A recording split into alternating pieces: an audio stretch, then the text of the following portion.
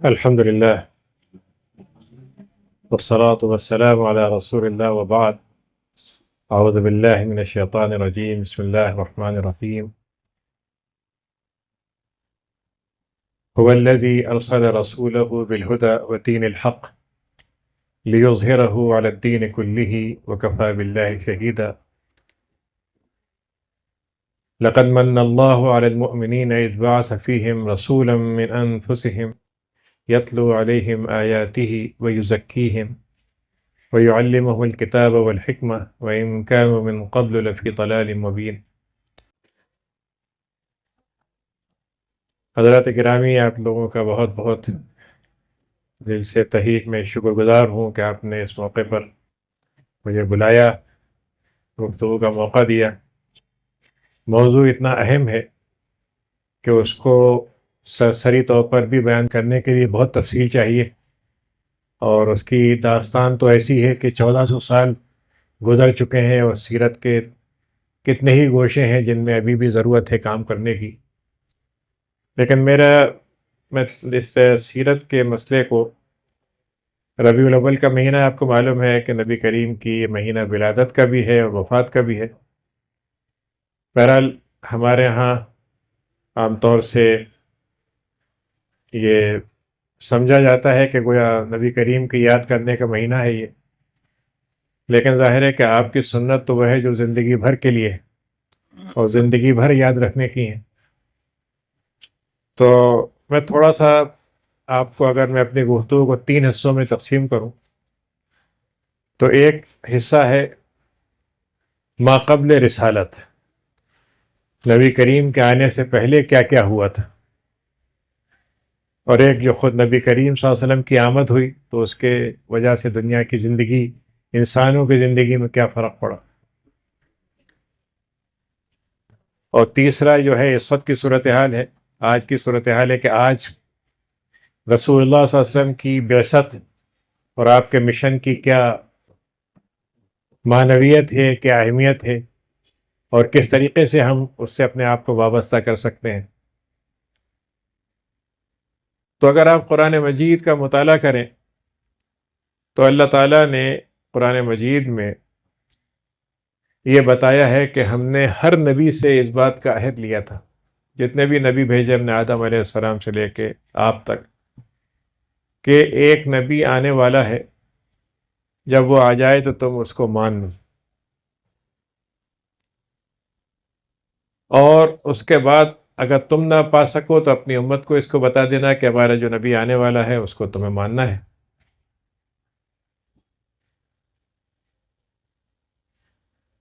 وَإِذْ أَخَذَ اللَّهُ مِيثَاقَ النَّبِيِّينَ لَمَا آتَيْتُكُم مِّن كِتَابٍ وَحِكْمَةٍ ثُمَّ جَاءَكُمْ رَسُولٌ مُّصَدِّقٌ لِّمَا مَعَكُمْ لَتُؤْمِنُنَّ بِهِ وَلَتَنصُرُنَّهُ۔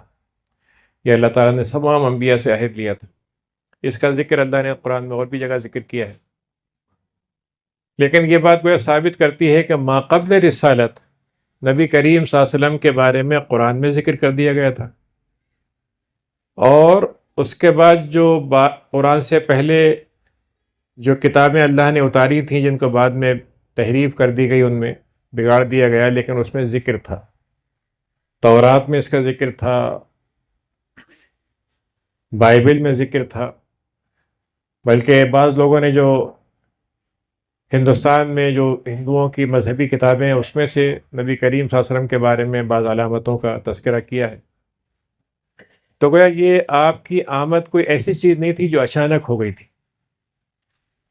بلکہ اس کا پورا ایک سلسلہ بن گیا تھا۔ اور اس میں جو بڑی دلچسپ چیز ہے وہ یہ ہے کہ اللہ تعالیٰ نے عربوں کو تیار کیا تھا کہ آپ کی نبوت سے پہلے کے حالات ایسے بنا دیے جائیں جس میں آپ کے آنے سے وہ حالات جو ہیں نبوت کے حق میں ہو جائیں۔ یعنی یہ جو عرب ہیں، آپ کو معلوم ہے کہ 2 قبیلے ہیں جو سمجھے جاتے ہیں کہ عربوں کی بنیاد ہے، قحطان ہے، ایک عدنان ہے۔ تو عدنان کا قبیلہ وہ ہے جو مکے میں آباد ہوا، حضرت عیسیٰ حضرت اسماعیل کے بعد سے سلسلہ رہا ہے، اس میں سے جو لوگ رہے وہ عدنان کے، پھر ان میں سے قریش بنے، پھر اس کے بعد ان کے اندر حرم کی حفاظت کا ذمہ داری ان کی رہی، اور ان کے یہاں یہ تصور موجود تھا کہ ایک نبی آنے والا ہے، ان کے یہاں بھی تصور موجود تھا۔ لیکن جو چیز اللہ تعالیٰ نے ان کے لیے کی وہ یہ ہے کہ جو قرآن مجید جس زبان میں اترنا تھا اس کے لیے عربوں کو تیار کیا کہ وہ اس قرآن کی زبان کو محفوظ کر لیں اپنی تاریخ میں، اپنے شعر میں، اپنے دیوان کے اندر۔ اور یہ عجیب بات ہے، قابل غور بات ہے کہ آج کے دور میں جو قبائل کہلاتے ہیں، جو بدو کہلاتے ہیں عربوں میں، اگر آپ چاہیں کہ ان سے عربی سیکھ لیں تو معلوم ہوگا ان کی عربی بگڑ چکی ہے، ان کی عربی جو ہے وہ اس میں کوئی جان ہی نہیں ہے۔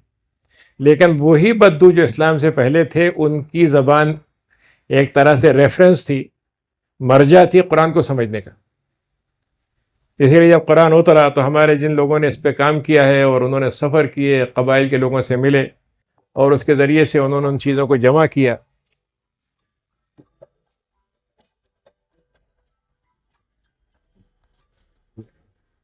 تو ان کو جمع کیا، اس کا نتیجہ یہ ہوا کہ وہ لوگ قرآن کی عربی زبان کے محافظ بن گئے۔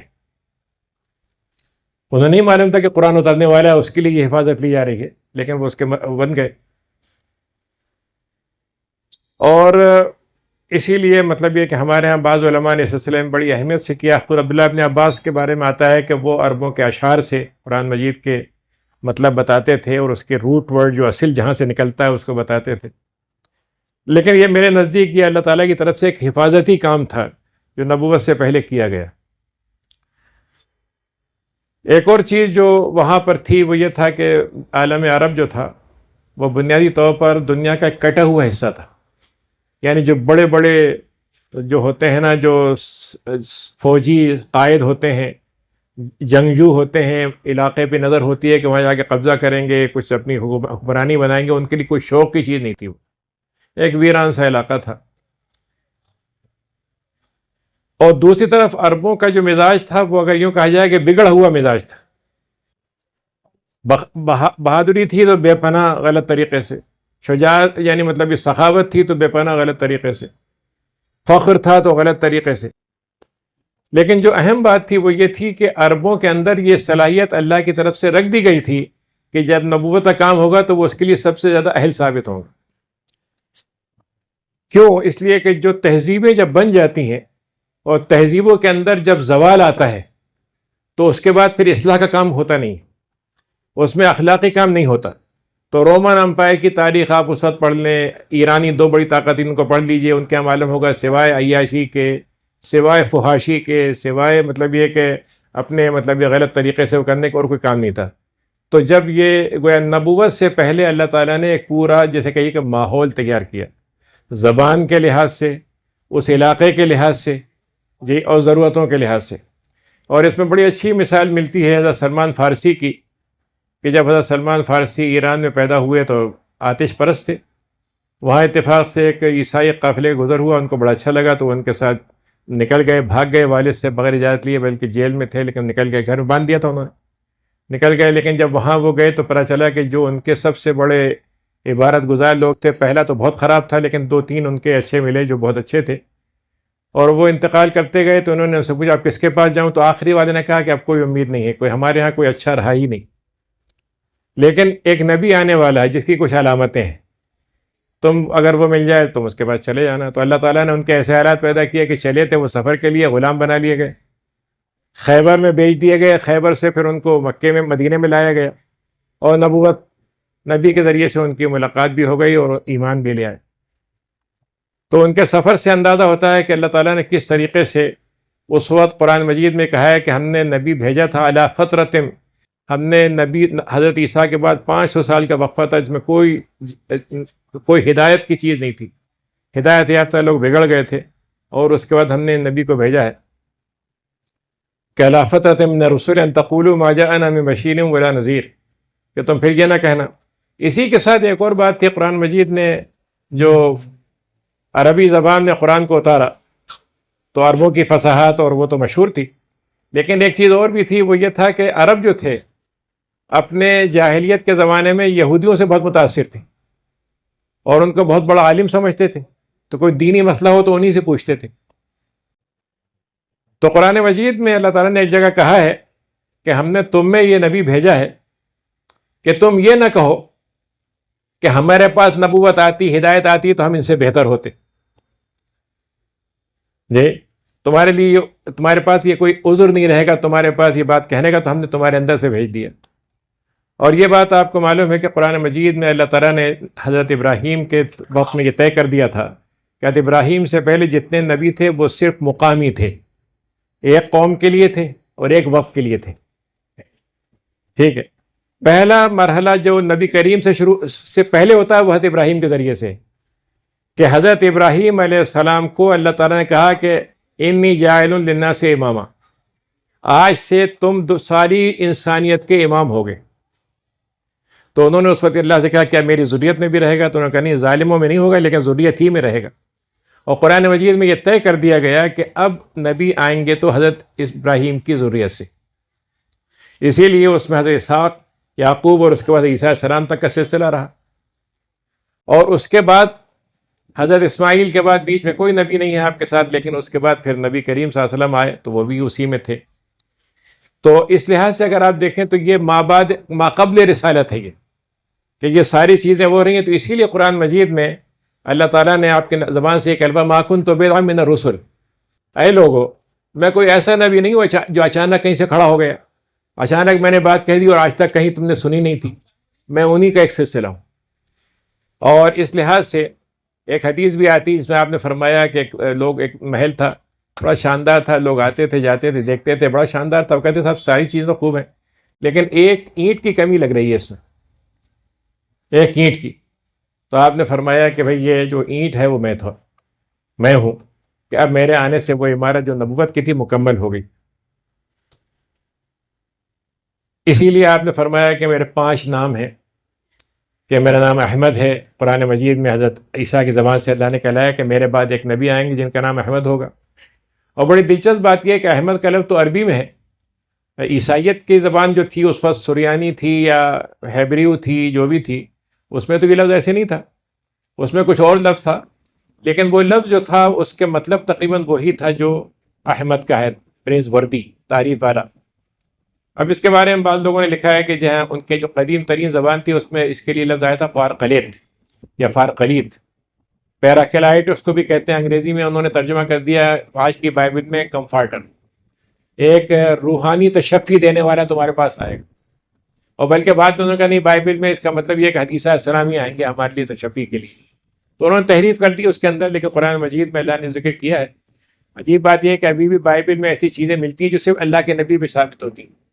تورات میں ملتی ہیں کہ وہ ایک فاران پہاڑ سے نکلیں گے، 10,000 ان کے اوپر طاقتور لوگ ان کے ساتھ ہوں گے. 10,000 جب مکے میں فتح پہ آپ داخل ہوئے تھے 10,000 جنگجو آپ کے ساتھ تھے. تو اس طرح کے الفاظ موجود ہیں. میں کہہ رہا تھا کہ حضرت ابراہیم علیہ السلام کی طے کر دیا گیا کہ ساری نبوت اب آپ کے اس میں رہے گی اور ساری انسانیت کے لیے رہے گی. ایک چیز اور اللہ تعالیٰ نے عجیب بات طے کی ہے، جو یعنی ہو سکتا ہے کہ اس سے ایک مطلب اور سمجھ میں آئے، کہ آپ نے فرمایا کہ وما ارسلناک الا رحمۃ للعالمین، اے نبی ہم نے آپ کو ساری کائنات کے لیے رحمت بنا کے بھیجا ہے. تو اس رحمت کا ایک حصہ یہ ہے کہ اللہ تعالیٰ نے سابقہ قوموں کے لیے طے کر رکھا تھا کہ اگر وہ اتمام حجت ان پہ ہو جائے اور بات ختم ہو جائے اور وہ نہیں مانے تو ان پر عذاب عام آئے گا، مٹا دیے جائیں گے، تباہ کر دیے جائیں گے. قوم عاد ہے، قوم سمود ہے، قوم لوط ہے. لیکن قرآن مجید میں سورہ انفال میں اللہ تعالیٰ نے کہا کہ وما کان اللہ معذبہم وانت فیہم، اللہ کے نبی جب آپ موجود ہیں تو ہم آپ کو عذاب عام لوگوں کو نہیں دیں گے. تو آپ کی رحمت سے مسلمانوں کے لیے نہیں ہے، انسانوں کے لیے بھی ہے. یعنی اس وقت دنیا میں جتنا ظلم ہو رہا ہے، جتنی تباہی ہو رہی ہے، ہونا چاہیے تھا پوری کی پوری بستیاں مٹا دی جاتی، لیکن عذاب عام اس وقت نہیں آ رہا، اس لیے کہ نبی کریم کی رحمت کی وجہ سے یہ صورت ہے. تو یہ تو آپ کی آمد سے پہلے تھا. اور آپ کو معلوم ہے کہ آپ نے ایک بات فرمائی کہ میں 2 ذبیح باپ کا بیٹا ہوں. تو ایک تو آپ کو معلوم ہے اسماعیل تھے جن کو ذبح ہونا تھا، لیکن اللہ نے ان کی جگہ ایک جانور بھیج کر، مینڈا بھیج کر ان کو بچا لیا، لیکن ذبیح تو کہلائے، ذبیح اللہ کہلائے. لیکن دوسرے بیٹے باپ ان کے عبداللہ تھے، جن کے بارے میں حضرت عبد المطلب نے یہ منت مانی تھی کہ اگر میرے 10 بیٹے ہوئے تو ایک کو اللہ کی راہ میں قربان کروں. 10واں ہوا تھا، انہوں نے کہا کیا کیا جائے، تو انہوں نے قرا ڈالا تو پتہ چلا کہ وہ تو عبداللہ کا نام آ رہا ہے۔ اب پریشان بھی ہوئے کہ بہت محبوب بھی لگ رہے تھے ان کو، تو انہوں نے کچھ کہا، تو کاہن نے کہا کہ ایسا کرو کہ 10 اونٹ اور ایک نام، 10 اونٹ اور ان کا نام، 20 اونٹ اور ان کا نام ڈالو، تو 100 اونٹ پر قرا اونٹوں پہ نکلا تو وہ بچ گئے، تو دوسرے ذبیح وہ بنے۔ تو اللہ تعالیٰ نے ان کے ساتھ گویا یہ ذبیحین، 2 ذبیح کا باپ بنے، بیٹے بنے۔ والدہ آپ کی جو تھیں وہ وہاں سے تھیں، اصلاً تو ان کا تعلق قریش سے تھی تھا، لیکن بنی نجار کا علاقہ قبیلہ ہے جو وہاں مدینے میں آباد تھا۔ تو اب اس میں جو دلچسپ بات ہے وہ یہ کہ عدنان میں آپ ہیں، اور قحطان جو ہے جو یمن میں ہے اس کا سلسلہ انصار سے ملتا ہے۔ جب ان کا ایک وہاں پہ بہت بڑا ڈیم تھا پانی کا، وہ ٹوٹا، جو سد معارب کہلاتا ہے، ملکہ سبا کے زمانے میں بہت بڑا تھا وہ، تو جب وہ ٹوٹا ہے تو کہ اس سے پہلے یہ لوگ جو قبیلے بھاگے تھے، تو ان میں سے یہ 2 قبیلے اوس اور خزرج تھے، یہ مدینے میں آباد ہو گئے، اور ایک قبیلہ جو تھا وہ مناظرہ کا تھا، ایک غساسنہ کا تھا، تو ایک ایرانیوں کے بغل میں آباد ہو گیا، ایک رومیوں کے بغل میں آباد ہو گیا۔ تو کہنے کا مطلب یہ ہے کہ 2 عرب قبیلے جو عرب قبیلے تھے ان کے اندر ایک ہجرت اور ایک نصرت، تو کہ مطلب یہ کہ سلسلہ وہاں سے بن گئے۔ تو بہرحال آپ کو معلوم ہے کہ نبی کریم صلی اللہ علیہ وسلم کے بعثت کے بارے میں کوئی بہت زیادہ یعنی بتانے کی ضرورت نہیں ہے کہ آپ کی پیدائش مکے میں ہوئی، اور آپ کی زندگی جو ہے نبوت سے پہلے بھی بہت ہی اخلاقی لحاظ سے، کردار کے لحاظ سے، امانت داری کے لحاظ سے بہت ہی مثالی تھی، یہاں تک کہ آپ کا اس وقت لقب جو تھا صادق اور امین کا تھا۔ بچپن کے کئی واقعات آتے ہیں جس میں جو لوگ اس زمانے میں بچے سمجھتے ہیں کہ بھائی کچھ بھی کر لو کیا فرق پڑتا ہے، جوانی دیوانی ہوتی ہے، اس وقت بھی ہوتا تھا، آج بھی ہوتا ہے، لیکن آپ کو اللہ تعالیٰ نے ہر چیزوں سے محفوظ رکھا۔ اور جب آپ کی نبوت سے پہلے تجارت کا دور شروع ہوا تو اس کے ذریعے سے آپ کے حالات بھی کچھ اچھے ہوئے، کیونکہ ابو طالب نے آپ کو پالا تھا، اور وہ ویسے مالی حالات سے کمزور تھے، بیٹے ان کے زیادہ تھے، لیکن یہ کہ جب خدیجہ کی شادی ہو گئی تو وہ آپ نے نبوت کے 15 سال ان کے ساتھ گزارے۔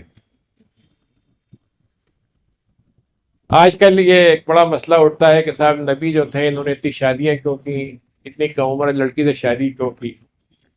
تو میں لوگوں سے یہ بات کہنا چاہتا ہوں کہ نبی کریم کی ازدواجی زندگی صرف ایک ہے، جو آپ نے 25 سال کی عمر میں 40 سال کی عورت سے کی تھی، انہی سے آپ کے بیٹے تھے، اور ان کی موجودگی میں آپ نے کوئی شادی نہیں کی۔ بعد کی شادیاں جو ہیں وہ نبوت کی منصب کے لیے تھیں، قبائل کے جوڑنے کے لیے تھیں، اس کی مصلحتیں دوسرے تھیں۔ قرآن مجید میں حضرت زینب کا واقعہ آتا ہے کہ اللہ تعالیٰ کہتا ہے ہم نے تمہارا نکاح کرا دیا ان سے۔ تو کہنے کا مطلب یہ ہے کہ جو نبی کریم صلی اللہ علیہ وسلم کے بارے میں آج کل چھیٹے اڑائے جاتے ہیں اور لکھتے ہیں کہ صاحب بڑے وہ تھے، اور ہمارے پاس مسلمان بھی اس طرح کی باتیں لکھتے ہیں، تو اس کو معلوم ہونا چاہیے کہ اگر ایک آدمی کو بگڑنا ہوتا تو 40 سال کی عورت سے شادی نہ کرتا۔ تو خیر یہ ہے، لیکن جب نبوت کا واقعہ آتا ہے اور آپ غار حرا میں چلے جایا کرتے تھے، تو غار حرا جو ہے ایک آج کے زمانے میں تو جبل نور کہتے ہیں، روشنی کا منارہ کہہ لیجیے اسے۔ تو وہاں پر جو خاص بات تھی، آپ جو اکیلے رہتے تھے وہاں پر، خاص بات یہ تھی کہ وہاں سے بھی کعبہ دکھتا تھا اس وقت۔ اب اگر آپ جائیں تو اب نہیں دکھے گا، اتنی عمارتیں بن گئی ہیں کہ اب وہاں سے اب کعبہ نہیں دکھتا، لیکن جس زمانے میں وہاں تھا، میں گیا تو وہاں سے دکھتا تھا کعبہ۔ تو آپ اس کا مطلب یہ کہ آپ کی نظر میں کعبہ رہے، وہاں سے بھی آپ چاہتے دکھتا رہے۔ اور وہاں پر بہرحال حضرت جبریل آئے، اس کے بعد انہوں نے آپ کو مطلب یہ شروع کے اندر اقرا کا لفظ کہہ کے آپ کو بتایا، اور پھر آپ نے گھر میں آ کے کہا کہ مجھے تو عجیب کیفیت ہوئی۔ ظاہر نبوت ایسی چیز ہوتی جس کا تجربہ نہیں کیا جا سکتا اور بیان بھی نہیں کیا جا سکتا، لیکن محسوس کیا جا سکتا ہے۔ یعنی صحابہ جو ہیں محسوس کر سکتے ہیں کہ نبوت میں وہی آتی ہے تو کیسے آتی، لیکن اس کو بیان نہیں کیا جا سکتا۔ لیکن بہرحال حضرت عائشہ خدیجہ جو تھی بہت ہی سمجھدار خاتون تھی، انہوں نے جب آپ کی کیفیت کو دیکھا تو انہوں نے کہا نہیں یہ، اور جو انہوں نے صفات بیان کی نبی کریم کی وہ عجیب غریب ہے، تو انہوں نے کہا کہ نہیں ہو ہی نہیں سکتا کہ اللہ تعالیٰ، شیطان آپ پہ نہیں آ سکتا، یقیناً یہ اللہ کی طرف سے ہے، کیونکہ آپ جو ہیں غریبوں کی مدد کرتے ہیں، محتاج ہوتے ہیں، سامان اٹھا نہیں سکتے ان کا سامان اٹھا لیتے ہیں، کوئی بھٹکا ہوا باہر سے آتا ہے آپ اس کی خبر گیری کرتے ہیں، میزبانی کرتے ہیں، جی یتیموں کا خیال رکھتے ہیں، یعنی وہ ساری انسانی صفتیں جو اعلیٰ ترین سمجھی جاتی ہیں۔ تو ان کا شیطان کی صفتیں تو یہ ہو ہی نہیں سکتی۔ تو انہوں نے کہا نہیں ایسا نہیں ہے۔ پھر ان کے چچاد بھائی تھے ورقہ بن نوفل، وہ عیسائی ہو گئے تھے، تو وہ پڑھتے تھے کیونکہ 3 لوگ تھے مکے میں، 3 لوگ جو شرک سے متنفر تھے، شرک سے، اس میں ایک سعید یہ تھے اور ایک سعید بن زید وہ تھے، جو سعید تھے، جو مطلب یہ کہ ان کے زید، سعید کے والد جو تھے زید وہ تھے، اور ایک اور تھے۔ تو ایک تو جا کے باہر چلے گئے تھے تو وہ عیسائی ہو گئے تھے، اور ایک یہودی ہو گئے تھے، اور ایک جو تھے زید، وہ کعبے کے سامنے بیٹھے رہتے تھے اور یہ کہتے تھے اللہ تعالیٰ مجھے نہیں معلوم کہ آپ کی کیسے عبادت کی جائے، مگر مجھے یہ معلوم ہے کہ یہ غلط کر رہے ہیں۔ تو میں لوگوں سے یہ سمجھانے کے لیے میں کہنا چاہتا ہوں کہ اگر انسان اپنی فطرت سے ہدایت کو خود حاصل کر سکتا تو زید سب سے پہلے حاصل کر لیتا، لیکن یہ فطرت یقیناً فطرت ہے، لیکن فطرت کو اللہ کی ہدایت نہ ملے تو ہدایت نہیں مل سکتی۔ تو ایک انسان جو آج کی زندگی میں ایسے بہت سے لوگ ہوتے ہیں کہتے ہیں میں کسی خدا کو نہیں مانتا جی، لیکن اس کے بعد آپ کس کو مانتے ہیں؟ اس کے بعد کوئی حل نہیں، اور یہ حل اللہ نے صرف ہدایت کے ذریعے سے رکھا ہے۔ کیوں رکھا ہے؟ کہ دنیا کی ساری چیزیں اللہ نے عقل کے ذریعے سے، حواس کے ذریعے سے، تجربے کے ذریعے سے دینی ہے۔ آپ کو گھر بنانے کے لیے کوئی وحی کی ضرورت نہیں جی، کھانا پکانے کی کوئی ضرورت نہیں، لیکن اللہ کی جو خاص ترین چیز ہے وہ صرف ایک نبی کے ذریعے سے، وحی کے ذریعے سے دی جائے گی۔ اس کے علاوہ یہ ہدایت کہیں سے نہیں مل سکتی، خریدی نہیں جا سکتی۔ تو اس لحاظ سے اگر آپ دیکھیں تو نبی کریم کا جو عمل ہے، 23 سال آپ کمالے میں، 13 سال مکے میں رہے، اور وہ زمانہ وہ ہے جس میں مخالفتیں ہوئیں، آپ کو ایذا دیا گیا۔ ہمارے جو ساتھی جو اسلام لائے تھے کمزور ترین تھے اس وقت، اور وہ ان کو ہجرت کرنا پڑی حبشہ کی طرف، 2 گروپ گئے پھر واپس بھی آئے۔ اور آپ جب مدینے کی طرف تو آپ جب مدینے مکے میں تھے تو آپ 2 لوگوں کو آفر دیتے تھے، یعنی یہ بات آج بھی ہمیں بہت اہم ہے سمجھنے کے لیے۔ میں اسی لیے کہتا ہوں کہ سیرت کا مطالعہ صرف اس لیے نہیں کریں کہ تاریخ ہے، اس لیے مطالعہ کرنا چاہیے کہ آج ہم اس سے کیا سیکھیں گے۔ تو نبی کریم جب کبھی قبائل کے لوگ آتے تھے تو ان سے کہتے تھے کہ 2 کام ہے جو نبیوں نے بھی کہیں کہ اللہ کی بات مانو، ایمان لے آؤ، اور مجھ میری بات مانو، ٹھیک، اتقون واطیعون، اللہ کی سے ڈرو اور مجھ سے میری اطاعت کرو۔ وہی آپ نے فرمایا تھا، آپ کے الفاظ دوسرے ہوتے تھے، آپ کہتے تھے کہ میرے ساتھ میری نصرت کرو، میری مدد کے لیے کھڑے ہو جاؤ جی۔ تو بعض قبائل جو تھے وہ کہتے ہیں قریش اگر مان لیں گے تو ہم بھی مان لیں گے، اور طائف والوں نے بھی یہی کہا تھا آپ سے، ستایا بھی آپ کو۔ ایک آدھ قبیلے نے کہا کہ اچھا اگر ہم نے مدد دے دی تو ملے گا کیا، ہمیں مدد کیا ہوگا؟ تو آپ نے فرمایا تو اللہ تعالیٰ فیصلہ کرے گا۔ تو انہوں نے کہا عجیب بیوقوف لوگ ہیں کہ مال اپنا خرچ کریں گے، بیٹے اپنے کٹوائیں گے اور فائدہ کوئی اور اٹھائے گا، ہم نہیں کرتے مدد۔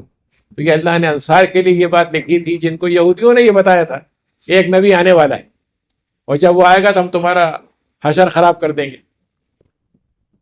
تو وہ جب انصار نے آپ سے کی بات سنی تو آپ نے کہا کہ تو وہی ہے لگ رہا ہے، تو ہم اس سے پہلے کہ یہودی مسلمان ہم کیوں نہ ہو جائیں؟ تو اللہ نے ان کے لیے راستہ کھول دیا،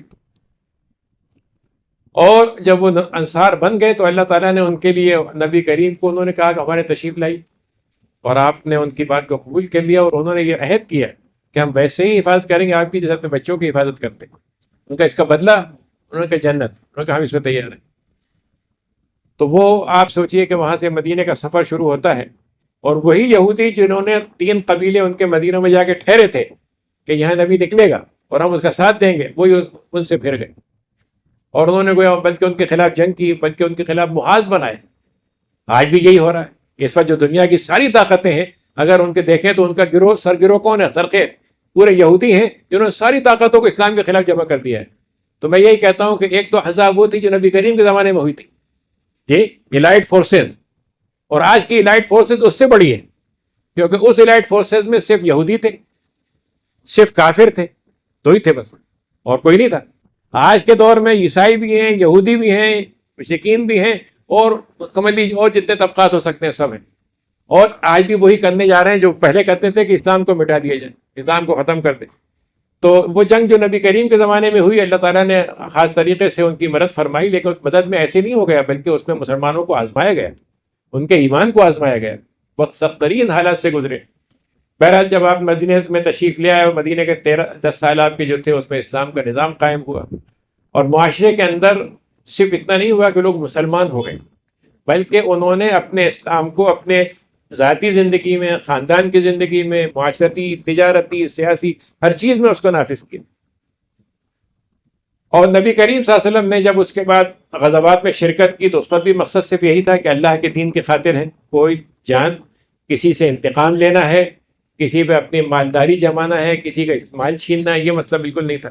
اسی لیے جب آپ فتح مکہ میں داخل ہوئے تو آج کی تاریخ میں انسان کی پہلے دن سے لے کے آج تک جتنے فاتحین گزرے ہیں، یہ واحد فاتح ہیں جنہوں نے اپنے مفتوح کو معاف کر دیا تھا.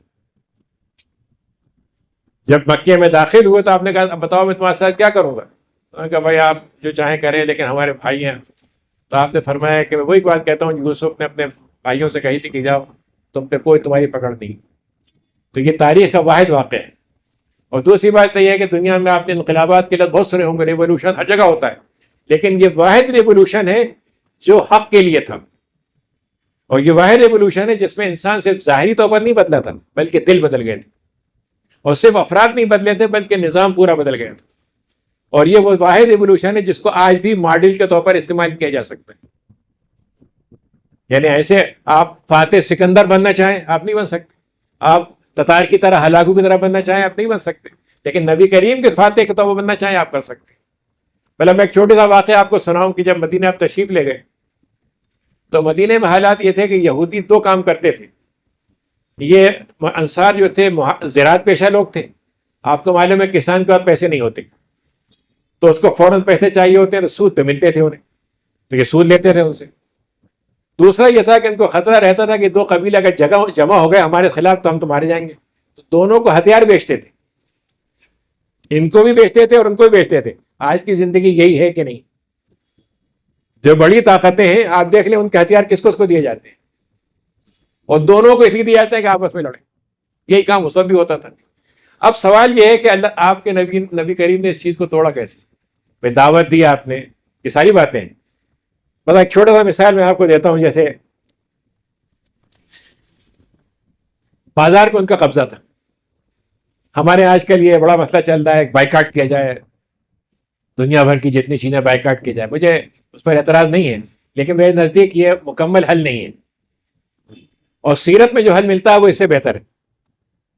حضرت عبد الرحمن بن عوف جو تھے جب وہ وہاں پر مدینے آئے تو ان کا آپ کو معلوم مواخات کرا دی گئی تھی، بھائی بھائی بنا دی گئے تھے. تو ان کے جو انصاری بھائی تھے انہوں نے کہا بھائی ہمارے گھر میں آپ رہیے اور آپ کہیں تو ہم اپنی ایک بیوی چھوڑ دیتے ہیں، آپ مجھے شادی کریں گے. نہیں مجھے بازار بتا دیجیے. وہ بازار چلے گئے. جی کچھ دنوں کے بعد یہودیوں کے ہاتھ سے بازار نکل گیا، سود بند ہو گیا، اور جو انہوں نے آپس میں بٹوانے کے اور وہ تھے وہ سلسلے ختم ہو گئے. تو کہنے کا مطلب یہ ہے کہ اسلام جو ہے جب کوئی فتنہ پیدا ہوتا ہے، مسائل پیدا ہوتے ہیں تو اس کو صرف تنقید کرنا، اس کو کرٹیسائز کرنا، اس کی مذمت کرنا یہ نہیں ہوتا، بلکہ اس کے متبادل آپ ایک چیز پیدا کیجیے جس سے وہ خود بخود بیکار ہو جائے. تو یہ چھوٹی سی مثال میں آپ کو دے رہا ہوں. نبی کریم نے اس مسئلے میں جس طریقے سے آپ نے وہ کیا ہے وہ اس کی بہت ہی اہم مثال ہے جو آج ہمارے لیے بڑی ضروری ہے. حالانکہ اس کے بعد یہی ہوا کہ بعد میں ذرا سی کمزوری آئی تو جو عربوں کی عصبیتیں زندہ ہو گئی، اموی عصبیت الگ ہو گئی، عیسائی ہو گئی. تو اس کے نتیجے میں خرابیاں ہوئیں، لیکن یہ کہ اس کے باوجود ہمارا جو نظام بن گیا تھا نبی کریم کے بعد اس کا ایک دور تو آئیڈیل ہے.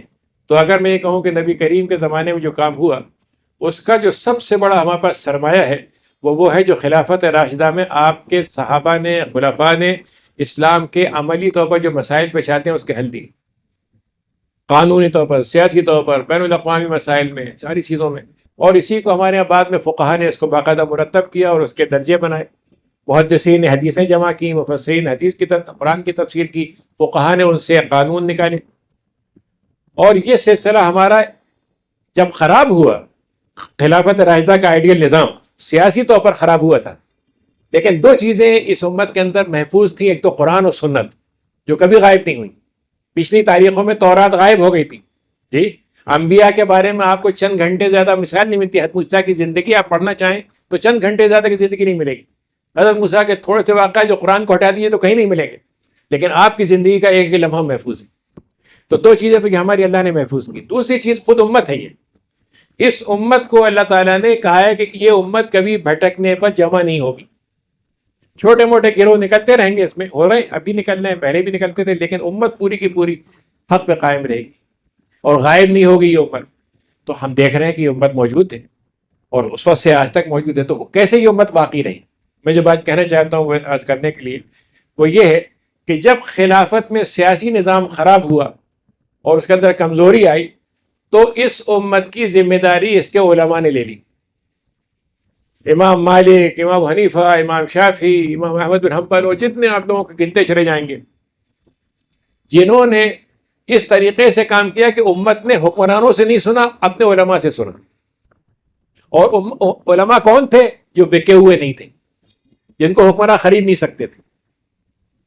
نتیجہ کیا ہوا کہ یہ امت 1000 سال تک اس طرح سے اپنے سلسلے کے ساتھ جاری رہی. بہرحال اس کے بعد کمزوریاں ہماری آئیں، دوسری طاقتیں ابھر کے آ گئیں، کمزوریاں اس میں پیدا ہو گئیں. تو اب اس میں جو دوسرا حصہ جو میں کہنا چاہتا ہوں وہ یہ ہے کہ جو مابعد رسالت ہے، کہ رسالت کا تو اللہ تعالیٰ نے کہہ دیا، حدیث شریف میں آتا ہے کہ اللہ تعالیٰ کی طرف سے ایک نبوت آتی ہے، پھر جب چاہتا اٹھا لیتا ہے، پھر نبوت کے طریقے پہ خلافت ہوگی، پھر اس کو اٹھا لے گا، پھر 2-3 برے نظام آئیں گے، پھر اللہ تعالیٰ ایک خلافت کے نظام کو دوبارہ واپس لائے گا نبوت کے طریقے پر. تو اس امت کے ساتھ اللہ تعالیٰ نے جو وعدہ کیا ہے وہ یہ ہے کہ اس امت کو 2 دفعہ موقع دے گا اللہ تعالیٰ، جیسے بنی اسرائیل کو 2 دفعہ موقع دیا.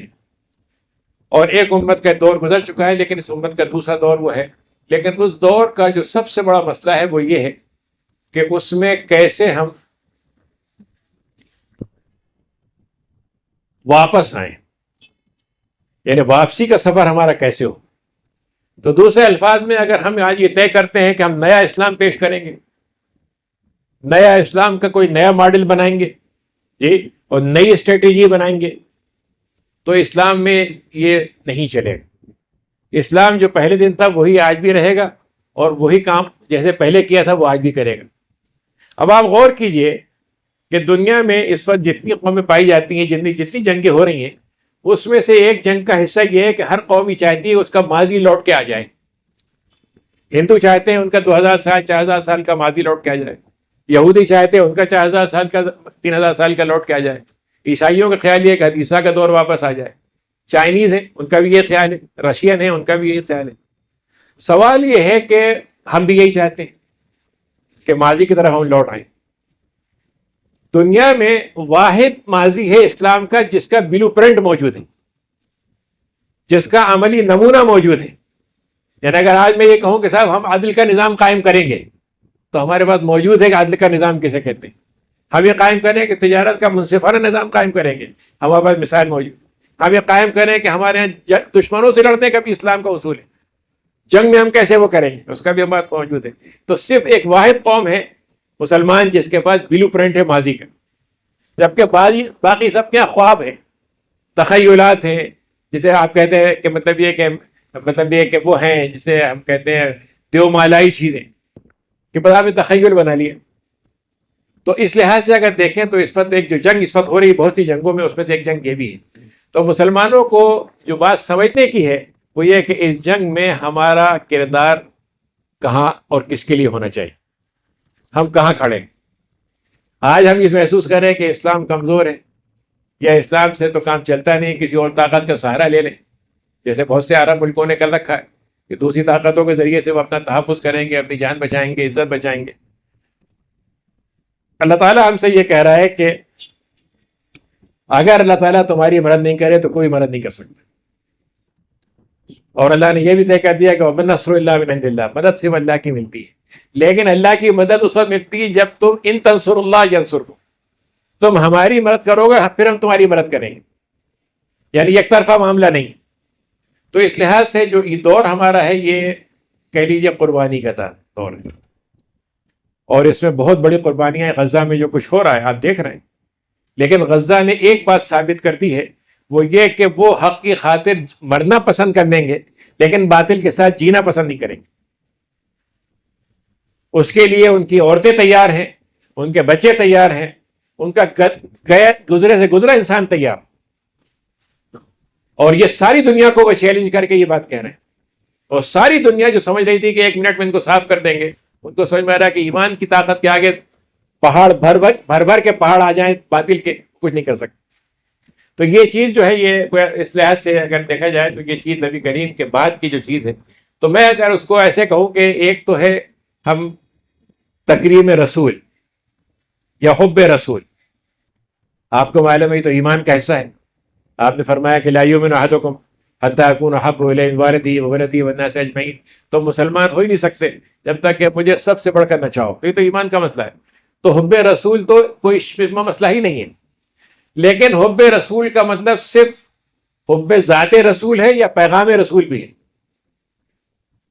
کہ ہم نبی کریم کی شخصیت کے بارے میں تفصیل ترین جتنی ہو سکتی ہیں، جزئیت ترین، کہ نبی کریم کے بال کیسے تھے، بال کیسے کاٹتے تھے، ناخن کیسے تراشتے تھے، آپ کا اٹھنا بیٹھنا کیسے ہوتا رہا، سب باتیں سنت میں، کوئی مسئلہ نہیں، لیکن صرف یہی ہے یا اس کے آگے بھی کچھ ہے؟ تو قرآن مجید جو بات ہم سے کہتا ہے وہ یہ ہے کہ جو بات نبی کریم نے جو کی تھی تم اس کو دوسروں تک تمہیں پہنچانا ہے. یعنی دوسرے الفاظ میں تکریم رسول کا مطلب ہے تکلیم رسالت، اور تکریم رسالت ہوگی تکریم پیغام رسالت. یعنی اس کام کو جو اللہ کے نبی نے کیا تھا وہ ہمیں اب اس کو آگے بڑھانا ہے. حضرت آپ کو معلوم ہے ہمارے ہندوستان کے بہت بڑے عالم گزرے ہیں، ہماری جتنا بھی اس کو تحریکی اور تجدیدی کام ہے اس کے سب سے بڑے وہی ہیں شاہ ولی اللہ دہلوی کو. انہوں نے ایک جگہ لکھا ہے کہ اللہ کے نبی کی بعثت جو ہے وہ دوہری ہے، دوہری بعثت ہے. ایک بعثت تو خود آپ کی ہے، بعثت آپ کی ہے، اور ایک بعثت آپ کے امت کی ہے، آپ کی امت کی ہے. تو جو رسالت کی تکمیل تھی وہ تو آپ سے ہو گئی، لیکن رسالت کو پہنچانے کا جو کام تھا ساری دنیا کو وہی امت کی ذمہ داری ہے. اور اسی لیے اللہ تعالیٰ نے اس امت کے لیے بھی وہی لفظ استعمال کیے جو نبیوں کے لیے استعمال کیے. آپ نے فرمایا کہ انما بعثتم میسرین، تمہاری بعثت، تمہارا اٹھان اس لیے ہے کہ تم اچھے بن کر آسانی دینے والے بنو. قرآن میں اللہ کہا کہ ثم اصطفینا، ہم نے اپنے بندوں میں سے اے نبی آپ کے لیے ایک امت کو چن لیا. جی حالانکہ اس میں کئی گزرے لوگ بھی ہیں، گناہ گار بھی ہیں، کم تر بھی ہیں، لیکن ہم نے ان کو سب کو اس امت میں رکھا ہے. تو میں یہ عرض کر رہا تھا کہ اگر دیکھا جائے تو مابعد رسالت وہ ہے جس کا تعلق ہم سے. ہم تاریخ پڑھیں سیرت کے بارے میں، ہمارے پاس بے پناہ مصادر بہت ہیں، لیکن سوال یہ ہے کہ وہ آپ کی سیرت ہمارے اندر کیسے چھلکے، کیسے وہ نظر آئے ہماری ظاہری زندگی میں، ہماری باطنی زندگی میں، ہمارے خاندانی زندگی میں. یعنی جو کمی اس وقت ہے حب رسول کی کوئی کمی نہیں ہے. یعنی آج بھی اس وقت گئے سے گیا مسلمان نبی کریم کی توہین برداشت نہیں کر سکتا، یعنی یہ ایشو ہے ہی نہیں. لیکن سوال یہ ہے کہ اگر نبی کریم کی سنت میرے سامنے توڑی جا رہی ہو اور اس کو کوئی پرواہ نہیں کر رہا ہو، اس پر مجھے کتنی غیرت آنے چاہیے، اس پر مجھے کتنا مطلب یہ کہ وہ گھبرانا چاہیے، تیار ہونا چاہیے. مطلب میں یہ بات اس لیے کہہ رہا ہوں کہ جیسے ہم ہندوستان میں رہ رہے ہیں، جو عزائم ہے وہ تو یہ ہے کہ ہندوستان سے اسلام کو رخصت کر دیا جائے، مسلمانوں کو رخصت کر دیا جائے. اور ملک ہیں جہاں پر یہ سب ہو رہا ہے، چائنا کے اندر بیچارے ہمارے ترکستانی مسلمان ہیں، ان کی زندگی اجیرن کر دی ہے، شادیاں ان کی مشکل ہو گئی ہیں، کھانا پینا مشکل کر دیا، عبادتیں مشکل. ارکان کے اندر برما میں ہو رہا ہے، سوڈان کے اندر ہو رہا ہے، اور اس وقت غزہ میں تو ہو ہی رہا ہے. لیکن مسئلہ اصل میں یہ ہے کہ آپ اگر یہ زمین آپ کی ہے تو ٹھیک ہے، آپ نکال دیجیے ہمیں، ہے نا. لیکن اللہ تعالیٰ یہ کہتا ہے ان الارض للہ، یہ زمین اللہ کی ہے، یہ انسانوں کی نہیں ہے. اور جب اللہ کی زمین ہے تو یہاں پر اللہ کی زمین کو ہی حق ہے کہ اللہ کا قانون اس پہ چلے. تو اب میں آپ سے سوال کرتا ہوں کہ فرض کیجئے کہ ہم یہ کیسا کہ اللہ کی زمین ہے، تو آپ ثابت کریے کہاں ہے. تب دیکھیے مسجد ہے اللہ کی زمین، وہاں نماز پڑھ لیتے ہیں. لیکن بازار کہاں ہے اللہ کی زمین، عدالت کہاں ہے اللہ کی زمین، پارلیمنٹ کہاں ہے اللہ کی زمین. تو اس کا مطلب یہ ہے کہ یہ کام مسلمانوں کا اللہ تعالیٰ نے رکھا ہے کہ ہمیں یہ بات لوگوں کو بتانی ہے. یعنی ہمارا کوئی مسئلہ نہیں ہے کہ ہم بزور جنگ جیتیں گے، زبردستی دلوں کو بدلیں گے، یہ نہیں ہے. لیکن ہم یہ بات پہنچائیں گے اور اس کے لیے ہم کھڑے ہوں گے کہ یہ اللہ کی زمین ہے اور اس پر اللہ کا ہی قانون چلنا چاہیے. اور سب سے پہلے ہم اپنے اوپر چلائیں تاکہ ہم دوسروں سے کہہ سکیں. تو یہ یعنی کوئی سیرت کا وہ ہے جو آج کے دور میں جس کی معنویت ہے. اور اس لحاظ سے اگر آپ دیکھیں تو سیرت سے جو چند باتیں ہم سیکھ سکتے ہیں وہ یہ ہے کہ نبی کریم صلی اللہ علیہ وسلم کی زندگی کو آپ دیکھیں تو آپ کا جو مشکل ترین وقت ہے طائف میں ہو، جنگ کے موقع پر ہو، جب شعیب جو گھاٹی میں تھا جس میں آپ کو 3 سال بند کیا گیا تھا، کسی موقع پر بھی آپ اس بات کے لیے تیار نہیں ہیں کہ آپ اپنے مشن کو چھوڑ دیں. دوسرے الفاظ میں ہم نبی کریم سے یہ سیکھنا چاہیے ہمیں کہ ہم بھی یہ طے کر لیں کہ ہم حق اور باطل کی جنگ میں نیوٹرل نہیں ہوں گے. باطل کا ساتھ دینا تو بہت بات بری چیز ہے، نہیں نیوٹرل بھی نہیں ہوں گے ہم. ہم حق کے ساتھ ہوں، چاہے اس کے لیے جو قیمت دینا ہو۔ دوسری چیز یہ ہے کہ نبی کریم صلی اللہ علیہ وسلم نے اپنی پوری زندگی میں آپ کی جسمانی ضرورتیں تھیں، آپ کا مالی ضرورتیں تھیں، آپ کی سب کچھ تھا، لیکن آپ نے اس کے لیے زندگی میں اپنی سب ترجیحات کو اپنے دین کی ترجیح کے نیچے رکھا۔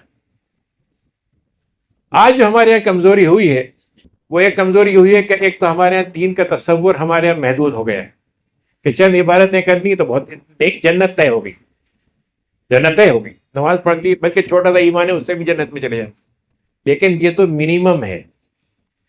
اگر ہم منیمم پہ راضی ہو جائیں گے تو ہوتا وہ بھی نہ رہے ہمارے پاس۔ ایک آدمی اگر صرف امتحان تیاری کرے کہ 30% نمبر آ جائیں اور میں پاس ہو جاؤں تو ہو سکتا ہے 15 ہی آئیں، لیکن جب آپ 90 کی تیاری کریں گے تو پھر 60 آ سکتے، 50 آ سکتے۔ تو اس کا مطلب یہ ہے کہ تصور دین ہمیں صحیح کرنا ہوگا۔ دوسری چیز جو ہمیں نبی کریم سے سیکھنے کی ہے وہ یہ ہے کہ آپ کی زندگی میں یہ دین کا جو کام ہے یہ ہمارے لیے بوجھ نہیں ہے۔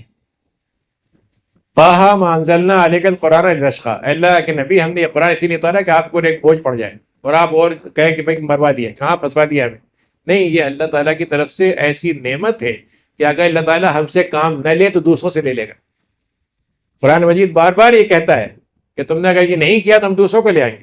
تو یہ گویا اللہ کا احسان ہے کہ ہم کو اس نے مسلمان گھر میں پیدا کیا، اسلام کی توفیق دی اور ہم سے کام لینے کے لیے ابھی تیار ہے اللہ تعالیٰ، اور ابھی اللہ تعالیٰ ہم سے مایوس نہیں ہوا ہے۔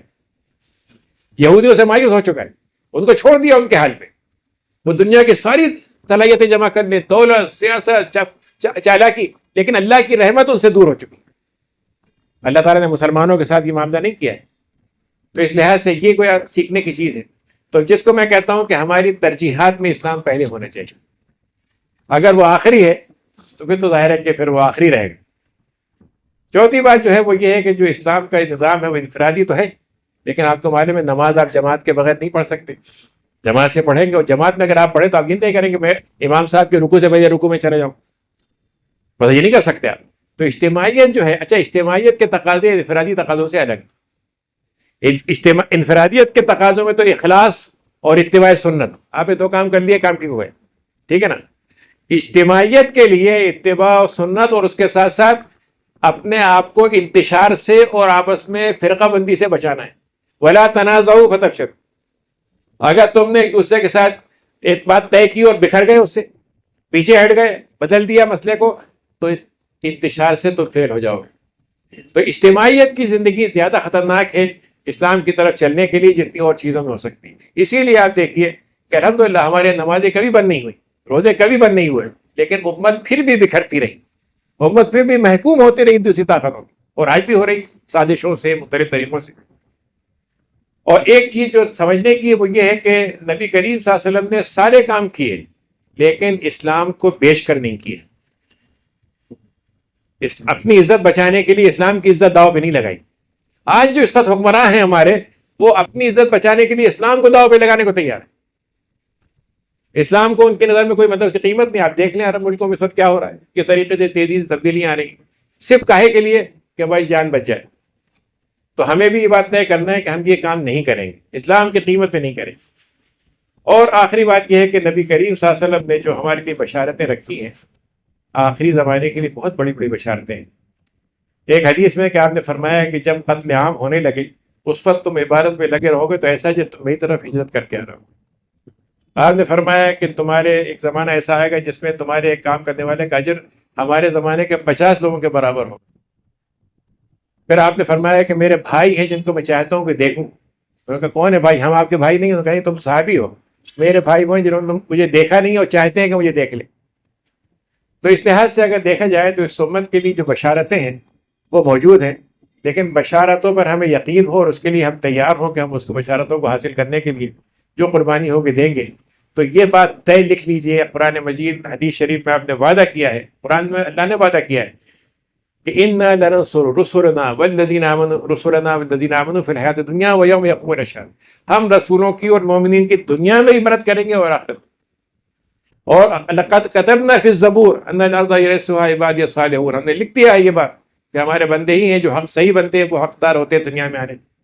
اور نبی کریم نے فرمایا کہ یہ دین واپس آئے گا چاہے تم کوئی پسند کرے یا نہ کرے۔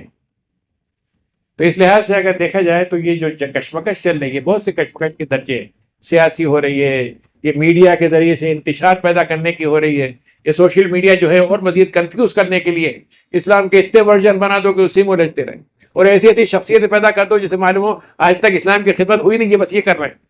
کتنے ہمارے لوگ کھڑے ہو رہے ہیں اس طرح کے۔ لیکن اس امت کی خیر اسی میں ہے جو پہلے دور کی تھی، جس کو امام مالک نے کہا تھا کہ جو پہلے دور کے جن لوگوں سے اصلاح ہوئی تھی وہی اسی کی اصلاح آج بھی ہوگی، اسی کے ذریعے سے ہوگی۔ اور ایک چھوٹی سی بات میں آپ کو سناتا ہوں، حدیث شریف میں آتا ہے کہ آپ نے فرمایا کہ اس امت کے اندر جو اس علم کے جو میرا ایک دیا ہوا علم ہے اس کو اٹھانے والوں کی صلاحیت صفات 3 ہوں گی۔ یحمل هذا العلم من كل خلف عدول، ہر نسل میں سے جو بہترین کردار کے ہوں گے وہ اس علم کو اٹھائیں گے۔ کیا کام کریں گے؟ جو جہالت کے نام پہ دین میں چیزیں شامل کرتی ہیں ان کو ہٹا دیں گے، جو غلو کے ذریعے سے آ رہی ہیں ان کو بھی دور کر دیں گے، اور جو تحریف ہوئی ہے اس کو بھی ٹھیک کر دیں گے۔ یہ گویا علماء کا کام ہے۔ اور اس میں آج کے دور میں اس پہچان کو شامل کرتا ہوں کہ آپ نے جو علامات قیامت بیان کی ہیں اس میں آپ نے فرمایا کہ آخری زمانے میں علم جو ہے چھوٹوں سے سیکھا جائے گا۔ اب چھوٹوں کا مطلب آپ یہ کہیں کہ ایک بڑی عمر کا آدمی اور چھوٹے عمر کے آدمی سیکھ رہا ہے، یہ مطلب ہو سکتا ہے، لیکن اس کا مطلب یہ ہے کہ جو ہمارے اصل علم کے حاملین تھے، جو پکے تھے، جن کو بیچا نہیں جا سکتا تھا، خریدا نہیں جا سکتا تھا، انہوں نے جو علم کو سکھایا تھا اس کے مقابلے میں آج چلتے پھرتے قسم کے اچھے مقرر، اچھے الفاظ استعمال کرنے والے، اچھی تحریر والوں کو ہم بنا دیں کہ یہ ہے صاحب اسلام کے ریفرنس۔ آج کے زمانے میں وہ فلاں صاحب ایسے ہیں، فلاں صاحب نے جو بات کی وہ شاندار ہے، تو معلوم ہوتا ہے ساری پرانی باتیں جو غائب ہو گئیں۔ تو میں آپ کو ایک صحابی کا تابعی کا واقعہ سناتا ہوں کہ ان کے پاس ایک آدمی آیا، اس نے کہا صاحب پائی نسل تو بڑی خراب تھی۔ تو انہوں نے کہا بھائی دیکھو قرآن مجید میں 2 لوگ آئے، 2 گروہ ہیں، تم کن میں سے ہونا چاہتے ہو؟ تو انہوں نے کہا کہ ایک امت ہے جب وہ جہنم میں داخل کی جائے گی تو لعنت اختہا، وہ اپنے پچھلے والوں پہ لعنت بھیجے گی، ایک تو یہ ہے۔ اور ایک امت ہے جس نے یہ کہا کہ ربنا اغفر لنا ولاخواننا الذین سبقونا بالایمان، اللہ میں جو ہم سے پہلے گزر چکے ہیں ان کا بھی معاف کیجیے گا، ہمیں معاف کر دیجیے، اور ہمارا ان کے درمیان میں کوئی کدورت مت رکھیے گا۔ ٹھیک، تو تم کس میں سے ہونا چاہتے ہو؟ تو آپ یہ معیار مان لیجئے کہ آج کے دور میں جو آدمی پرانے نسل کے لوگوں کو، پرانی امت کے لوگوں کو تسلسل کے ساتھ جوڑتا ہے وہ صحیح ہوگا، لیکن جو تسلسل کاٹ دیتا ہے اور ایک نیا اسلام پیش کرتا ہے، اس کا مطلب وہ اس امت کو دھوکہ دینے والا ہے۔ تو یہ گویا آج کے دور میں اس کی بڑی ضرورت ہے، اور اسی کو ہمیں اس وقت تازہ کرنا چاہیے تاکہ یہ سلسلہ صرف میلاد نبی یا ربیع الاول تک نہ رہے بلکہ ہماری زندگی کے ہر لمحے تک رہے، اور یہی سیرت کا پیغام ہے۔ وآخر دعوانا الحمدللہ۔